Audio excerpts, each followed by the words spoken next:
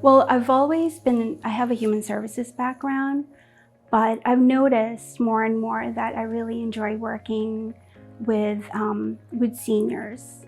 I don't call them seniors, I call them golden agers, or, in fun term, goldies, because they have so much to offer. And then really, I don't see it as a job. I see it more as, hooray, I get to spend time with the residents and with people that make my day so much better. If you enjoy working with seniors, if you enjoy that team, if you enjoy collaborating or, being all hands on deck and being mindful and thoughtful and sharing, not just your talents, but also recognizing each other's talents, then working at Forestdale and assisted living is for you. Yeah, Forestdale Senior Living is more like a home. So when they come from a family visit, we say, welcome home, because it is their home. Normal day here, fun from start to end. We start our day here with the usual, we have exercise programs as well as spiritual offerings with rosary, actually led by one of our residents. And there's also one of our favorites, which is Wednesday Wind Down, which just happened yesterday, where we tend to gather and just, there's also opportunities to share stories. The major crowd pleaser in terms of programming is oftentimes the music.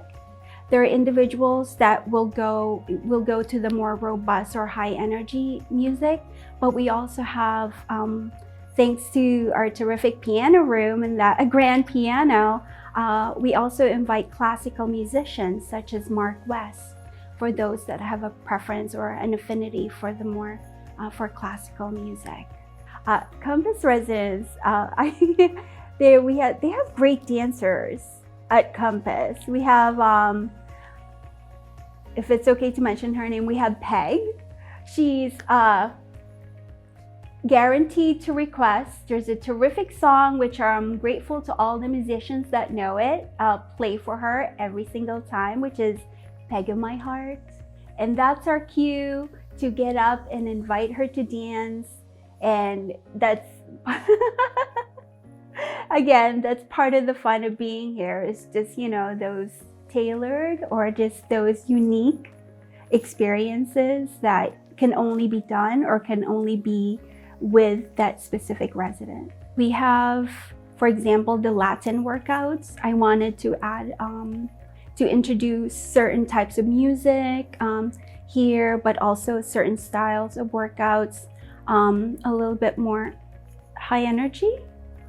And she was open to that. So now we have Latin workouts on twice a week, as well as Friday stretch. So again, different levels. Even with exercise, we try to customize things based on the residents' feedback. But what I'm cognizant of is there's no one size fits all.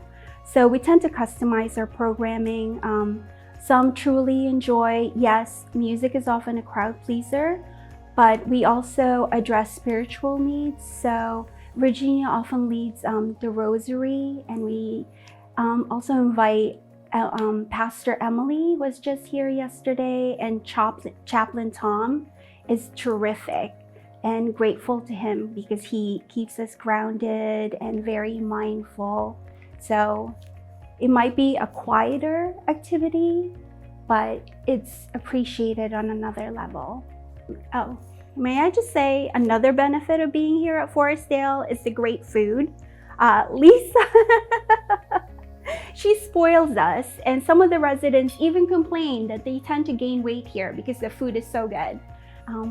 One of the great discoveries is actually finding more about Norm and Leah, the Bordeurs, because Norm had actually worked on the, he's not only is he a phenomenal mathematician, he actually worked on the Apollo space missions.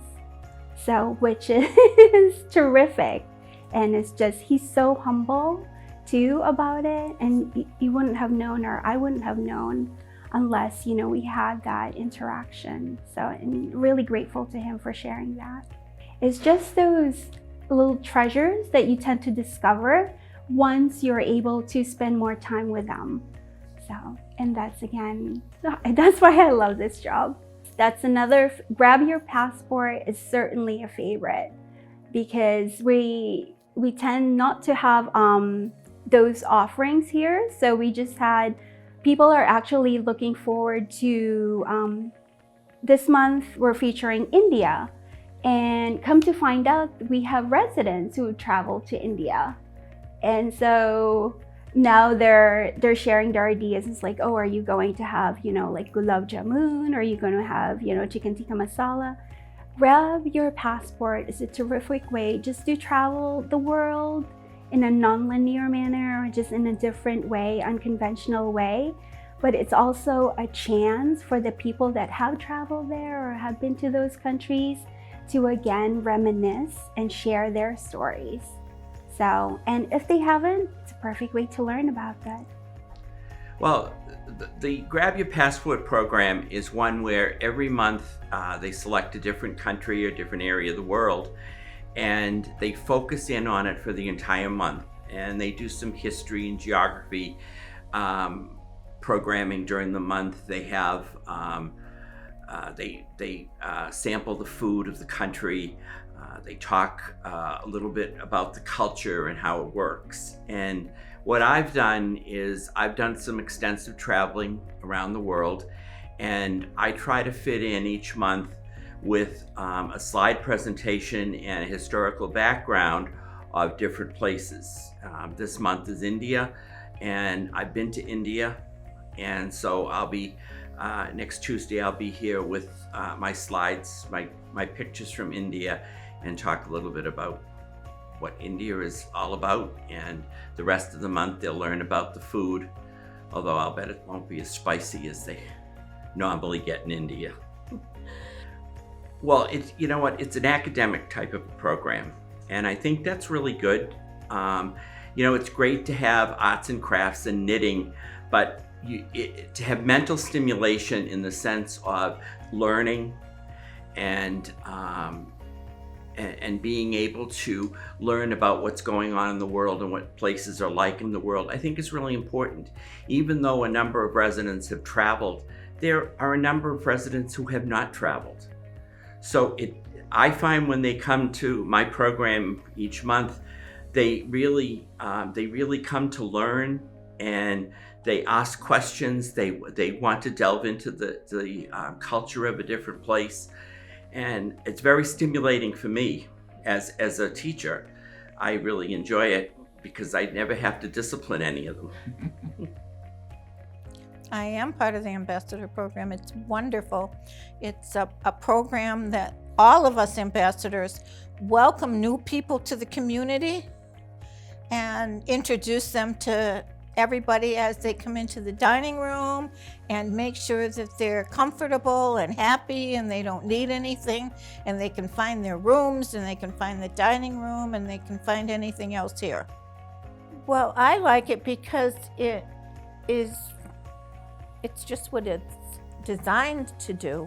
It makes sure that everybody that moves here, even if you're just on a viewing, if you're just walking through to see if you might like to live here, the ambassadors jump up and say hi and how are you, and do move here, you will love it, it's very friendly, and I think that that's what everybody should be like. I think not just the ambassadors, but I love being an ambassador because I am friendly, I am outgoing, and I want to make everybody feel very, very special and feel very welcome coming here.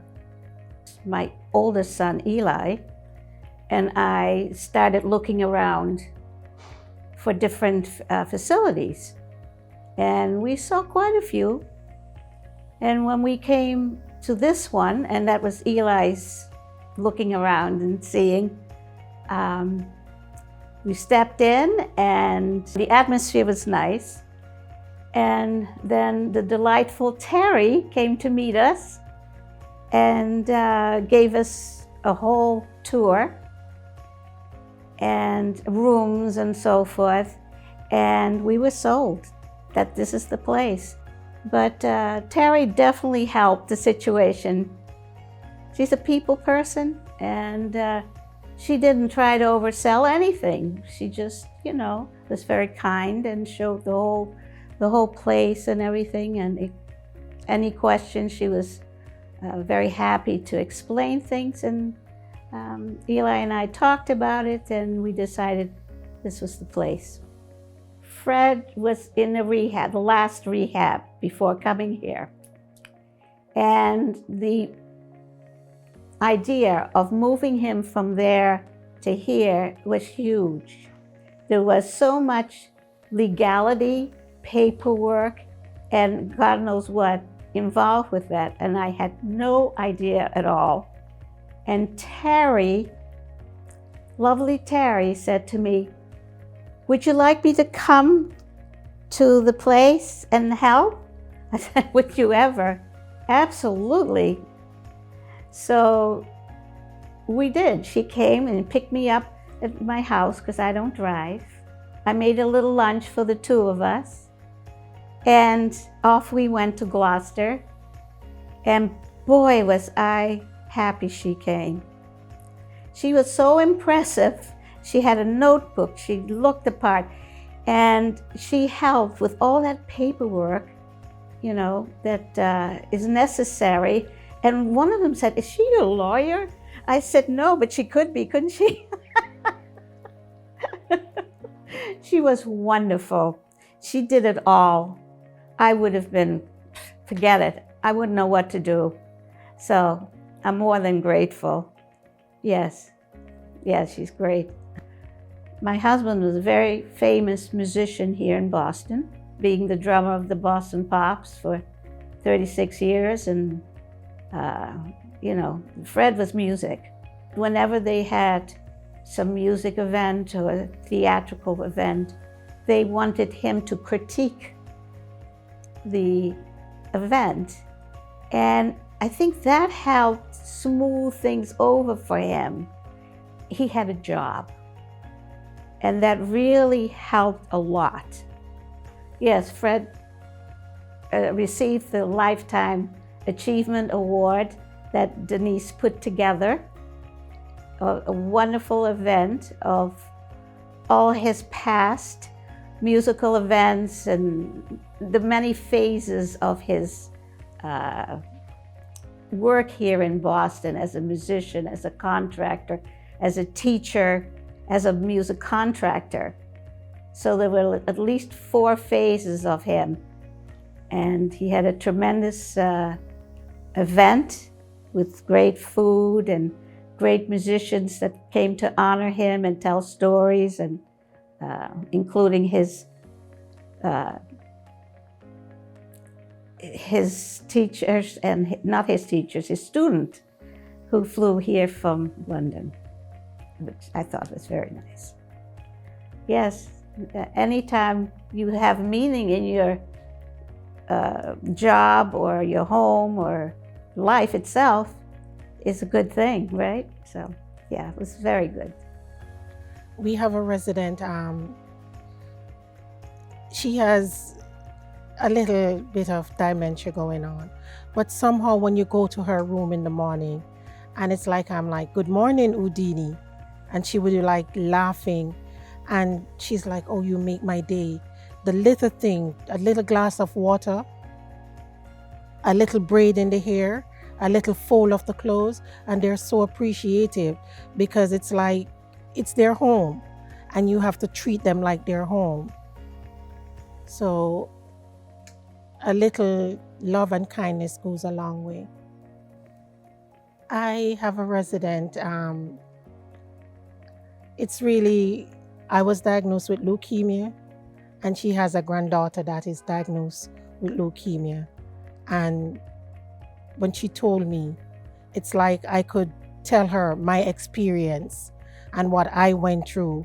And everybody's not the same, and everybody's different. But it gave her hope that and I'm like, yes, I am a cancer survivor. So it doesn't have to look anyway. It's just the attitude.